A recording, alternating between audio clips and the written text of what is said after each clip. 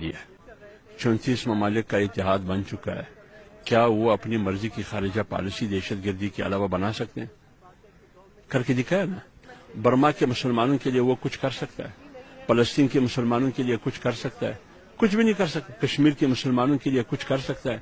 لہذا 34 ممالک کا جو اتحاد ہے یہ بھی امریکہ کے ایجنڈے کے مطابق بن چکی ہے، یہ مسلمانوں نے خود نہیں بنایا ہے۔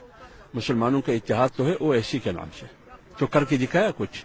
34 کی پھر کیا ضرورت ہے؟ تمام امت مسلمہ کا ایک فورم ہے او ایس سی، چلے ان 34 ممالک کا اتحاد بنا دہشت گردی کے خلاف، تو کس کے خلاف؟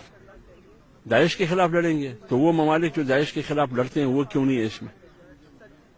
دہشت گردوں کے خلاف، تو وہ ممالک جو دہشت گردوں کے خلاف لڑتے ہیں وہ کیوں نہیں ہے اس میں؟ اس لیے میں کہتا ہوں کہ 74 میں بھی ایک اسلامی سربراہ کانفرنس ہوا ہے لاہور میں، جو حکمران اس میں شریک تھے اس کو ایک ایک کر کے قتل کر دیا گیا۔